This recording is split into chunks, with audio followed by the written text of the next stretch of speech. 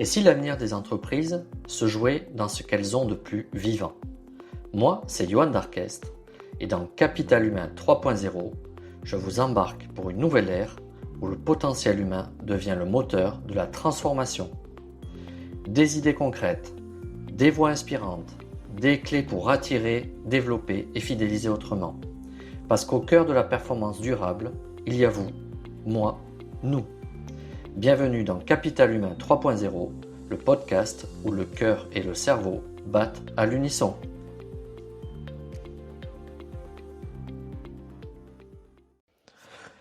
Bonjour à toutes et à tous et bienvenue dans Capital Humain 3.0, le podcast où l'on explore les chemins d'une transformation humaine, consciente et incarnée.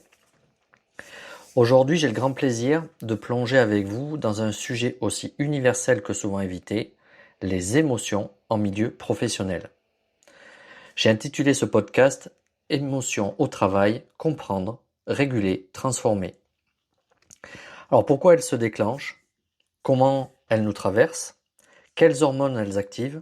Et surtout, comment mieux les vivre et les transformer avec des outils puissants? Et nous allons voir quels outils peuvent être utiles dans ce cadre-là. Alors la première chose que je voudrais évoquer avec vous, c'est pourquoi parler d'émotions au travail. Alors je sais que c'est un sujet parfois assez tabou, et pendant trop longtemps, on a cru que le monde du travail devait être rationnel, professionnel, neutre. Et pourtant, nous restons bien des êtres émotionnels qui raisonnent, certes, mais bien plus que des êtres rationnels qui ressentent. Et les émotions sont 3 points. Des indicateurs internes. Elles signalent un besoin, une valeur touchée, une menace ou une opportunité. Elles sont des vecteurs d'action. Elles mobilisent notre attention, notre énergie et nos comportements. Et elles sont aussi des facteurs sociaux. Elles influencent la communication, la coopération, la confiance. Alors selon les recherches de Daniel Goleman, les compétences émotionnelles expliquent jusqu'à 85% de la performance des leaders. Et là, bien plus que le QI. Alors certains connaissent peut-être la roue des émotions. Alors inspiré par les travaux de Robert Plutchik, je suis désolé pour la prononciation, c'est pas facile à dire. Alors la roue des émotions, c'est un outil visuel qui permet plusieurs choses intéressantes. Ça permet de nommer plus finement ce que l'on ressent. Ça permet de distinguer les émotions de base, la peur, la colère, la tristesse, la joie, la surprise, le dégoût, et aussi toutes leurs variations associées. La roue des émotions, ça permet aussi d'identifier les combinaisons et les intensités. Par exemple, colère légère égale agacement. Colère forte égale rage. Voilà, par exemple. Et mettre des mots sur une émotion, c'est déjà commencer à la réguler. Et ça, c'est super important.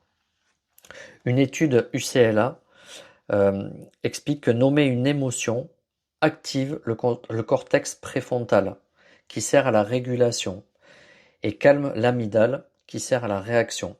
C'est ce qu'on appelle l'effet « name it to tame it ».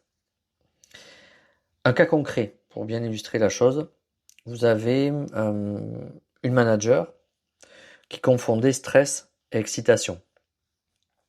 En comprenant via la roue des émotions, qu'il s'agissait de la peur d'être jugée, elle a pu adapter son comportement et préparer ses réunions différemment. Donc ça lui donnait un éclaircissement très précieux. Alors ce que les émotions provoquent dans notre corps, c'est important à comprendre.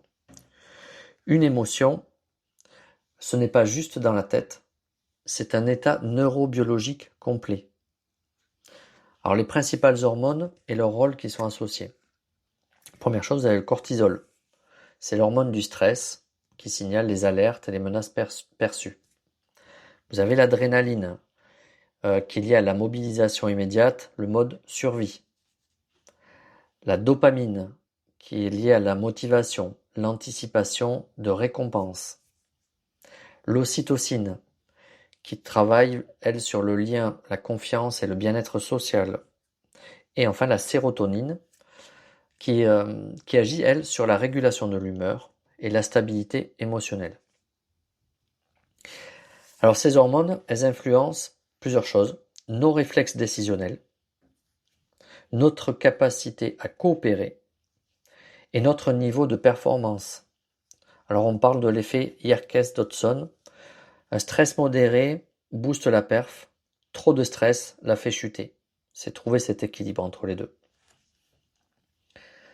Un cas concret, on a par exemple une DRH en surcharge émotionnelle chronique qui voyait son sommeil, sa digestion et ses relations se dégrader. Donc avec un travail sur la régulation hormonale, respiration par exemple, on peut avoir différentes respirations, la cohérence cardiaque, la nutrition, la gestion émotionnelle, mais tout ça, ça a changé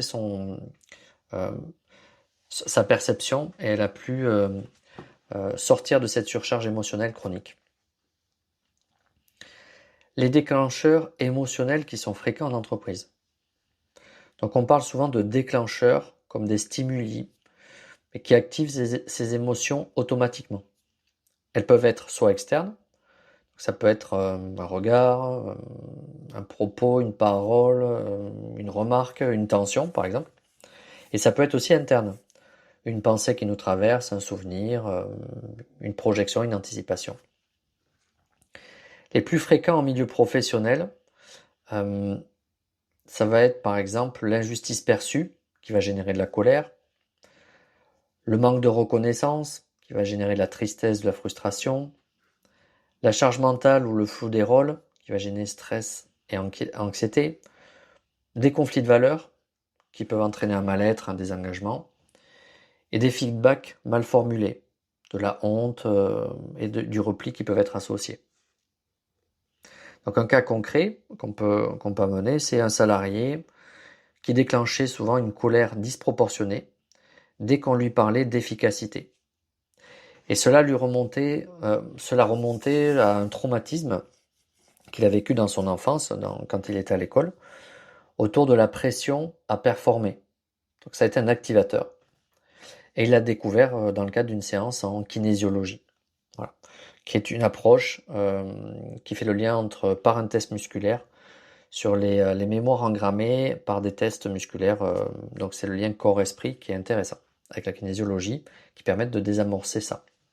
Enfin, de l'identifier et puis aussi de le déprogrammer, ce trauma. Alors des outils concrets pour mieux gérer et déprogrammer, bien évidemment, parce que c'est pas immuable et heureusement, et on peut arriver à déprogrammer des excès qui peuvent être vécus comme difficiles par un collaborateur dans le monde du travail, dans le monde professionnel. On a les TCC, les techniques ou plutôt thérapies cognitives et comportementales. Elles travaillent sur le lien pensée, émotion, comportement, sur cette structure-là. Et comme outil, on peut avoir la grille ABCD, les restructurations cognitives. J'en ai parlé dans d'autres émissions, dans un autre épisode spécifique sur les TCC. Et je vous renvoie à cet épisode-là. On a parlé aussi d'exposition progressive pour reconstruire des arborescences cérébrales par rapport à ces peurs et ces limitations. Un cas concret, par exemple, c'est un manager qui est phobique du conflit, qui va chercher tout le temps l'évitement. Il travaille sur une base de TCC, sur ses croyances, comme par exemple, si je m'affirme, je vais blesser. Donc il teste ses nouvelles postures et il se sent beaucoup plus à l'aise, beaucoup plus confiance en lui. Sa phobie petit à petit diminue et ça lui donne un regain de leadership. Autre outil, c'est l'EMDR. Alors en anglais, ça s'appelle Eye Movement Desensitization and Reprocessing. Donc il s'agit d'une thérapie brève, mais qui peut être utilisée en développement personnel aussi, on n'est pas forcément dans la pathologie. Et on l'emploie quand on veut désensibiliser des souvenirs émotionnels traumatiques. Comme tout à l'heure, par exemple, le souvenir de l'enfance en milieu scolaire de l'homme qu'on a évoqué tout à l'heure. Voilà, on a tous des traumas plus ou moins importants et viennent se rejouer dans le monde de l'entreprise des activateurs, des situations qui viennent recharger des mémoires traumatiques et qui nous créent des limitations et même nous met en difficulté. Donc quand on apprend à les identifier, ça peut être intéressant parce qu'on peut arriver à déprogrammer avec ces outils-là, et notamment le MDR. Le principe, c'est qu'on utilise des mouvements oculaires bilatéraux pour retraiter l'information et reprogrammer. Donc un cas par exemple, c'est une chef de projet qui est victime de harcèlement verbal. Et elle a pu désactiver le stress intense dès qu'un homme haussait le ton en réunion. Du coup, par des séances de MDR, ça lui a permis de mieux vivre ces situations, euh, voilà, qui peut arriver souvent dans l'entreprise. Parce qu'on peut arriver à hausser le ton sans. Il y a des personnes qui ne réagissent pas de manière excessive et d'autres qui réagissent de manière excessive parce que ça fait écho justement à des situations du passé comme ça, comme dans ce cas-là. Autre outil, par exemple l'EFT, Emotional Freedom Technique, il s'agit d'une stimulation de points méridiens et une verbalisation d'émotions en même temps, en simultané.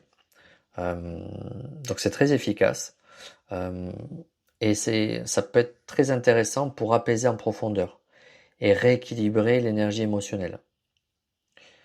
Par exemple, un commercial qui est bloqué par le syndrome de l'imposteur et il retrouve une légitimité après quelques séances de FT axée sur ses peurs inconscientes. Voilà. Et puis autre outil qui est intéressant, hein. Alors moi j'ai utilisé tous ces outils que je vous ai mentionnés, donc je peux en parler librement et je peux vous garantir qu'il y a des effets très intéressants, notamment pour aller libérer des mémoires anciennes qui se rejouaient dans le domaine professionnel. Voilà, c'est des outils très puissants et qui sont très complémentaires d'ailleurs entre eux. Alors un autre outil que je connais bien, c'est la kinésiologie. Je suis beaucoup intéressé au sujet. Donc ça utilise un test musculaire pour dialoguer avec la mémoire du corps. Et ça permet d'identifier des blocages émotionnels anciens et de les libérer par des corrections douces, avec des mouvements, des respirations, des affirmations. Des fois on couple avec les mouvements oculaires qu'on a vu avec l'EFT aussi, qui permettent de désengrammer. C'est super efficace et très très intéressant. Un cas concret, par exemple, une salariée qui est hypersensible, qui trouvait intolérable toute critique. En kinésiologie, on a pu identifier une mémoire d'humiliation scolaire qui a été libérée et les dents se sentir plus solides, par exemple. Il y a beaucoup de situations où on ne se rend pas compte, mais euh, viennent se charger en nous par mimétisme, hein, inconscient, euh, des traumas. Et il faut savoir que 95% de nos comportements sont dictés par notre inconscient. Il y a seulement 5% de nos comportements qui sont dictés par le conscient. Donc, quand on s'intéresse à tout ça, et quand on veut arriver à avoir une meilleure perception des situations de travail et avancer, c'est intéressant d'aller explorer toutes ces approches autour de la gestion des émotions et puis tant d'autres. Alors, réconcilier l'émotion et l'intelligence collective, ça c'est un point important. C'est dans une organisation émotionnellement mature, on ne cherche pas à gérer les émotions, mais plutôt à les accueillir, les comprendre et les transformer. C'est ça qui est important. Souvent on dit apprends à mieux gérer tes émotions, reste dans une neutralité. Mais ce n'est pas possible. C'est contre-intuitif. Et souvent il y a une dualité qui s'opère entre les injonctions qu'on peut avoir de l'extérieur justement, gère mieux tes émotions, et puis ce qu'on ressent à l'intérieur. Donc ce qui est plutôt intéressant, c'est d'amener l'approche en disant je préfère t'accompagner ou vous accompagner à bien les accueillir, les identifier, les comprendre, à quelle mémoire elles sont associées, à les transformer. Et les pistes qu'on peut apporter dans un collectif, c'est un rituel d'ouverture émotionnelle en réunion, par exemple. On démarre une réunion et on peut avoir des techniques pour arriver à mieux appréhender, accueillir, comprendre et transformer ses émotions en vue d'une préparation d'une réunion pour qu'elle se passe de la manière la plus fluide possible. On a aussi par exemple des cercles de parole ou des supervisions collectives ou du co-développement qui peut aborder aussi des éléments de notions de gestion, pas de gestion des émotions, mais d'appréhension des émotions. Une formation à la communication non violente, ça aussi j'en ai testé, c'est super intéressant. Je vous invite vraiment à aller explorer ça parce que ça touche aux émotions et donne un prisme sur comment exprimer des perceptions, des attentes, des ressentis, des vécus, en dédramatisant la notion des émotions qu'on ressent. C'est très intéressant. Et ça permet en fait de pouvoir avoir une communication beaucoup plus apaisée, beaucoup plus saine et sereine. Autre outil qui peut être intéressant, c'est les météos émotionnels. Comment je me sens aujourd'hui? Et qu'un manager peut faire avec ses équipes, avec un tourne-table et voilà, comment je me sens. Sans jugement, euh, sans rationalisation, mais comment je me sens. Et le fait de déposer et de libérer ce fardeau dans un pot commun, hein, qu'on peut imaginer en faisant, hop, après on le fait disparaître virtuellement, hein.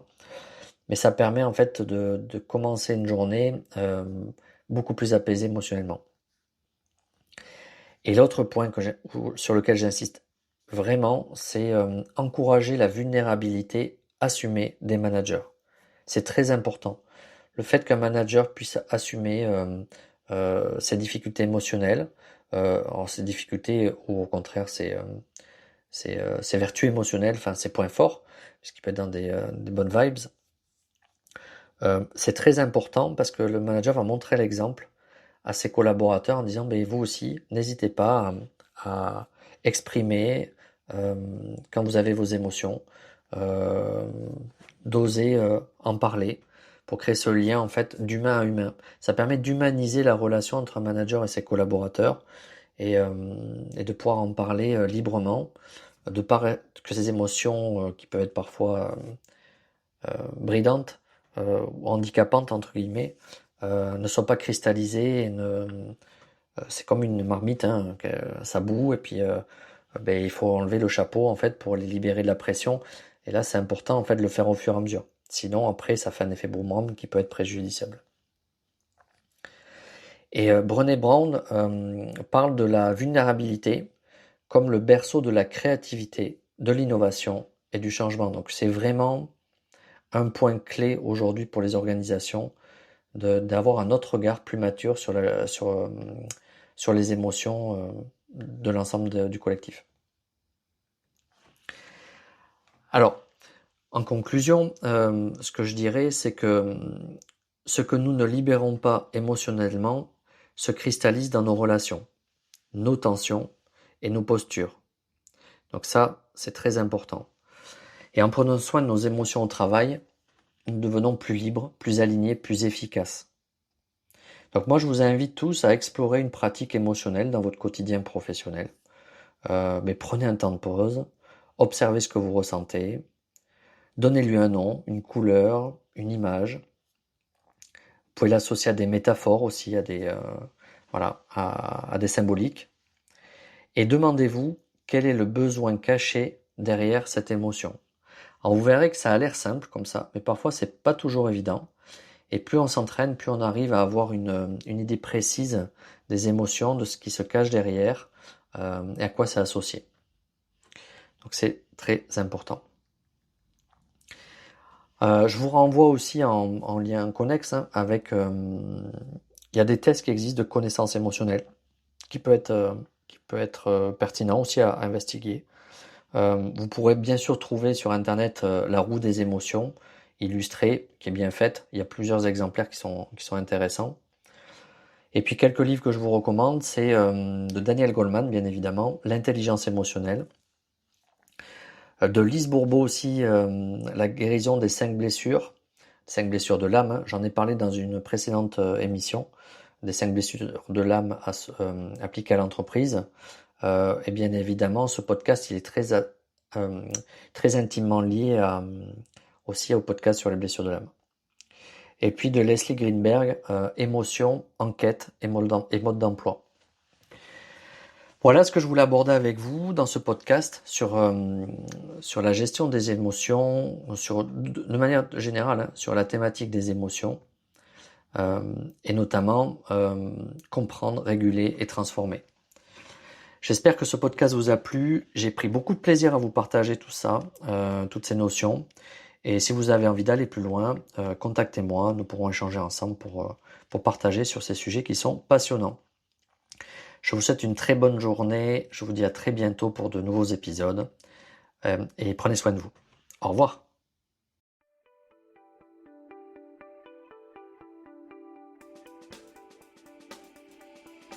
Merci d'avoir embarqué avec moi dans Capital Humain 3.0.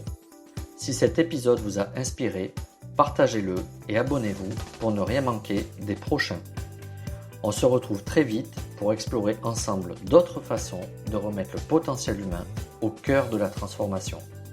À très bientôt et d'ici là, faites battre le cœur de vos organisations.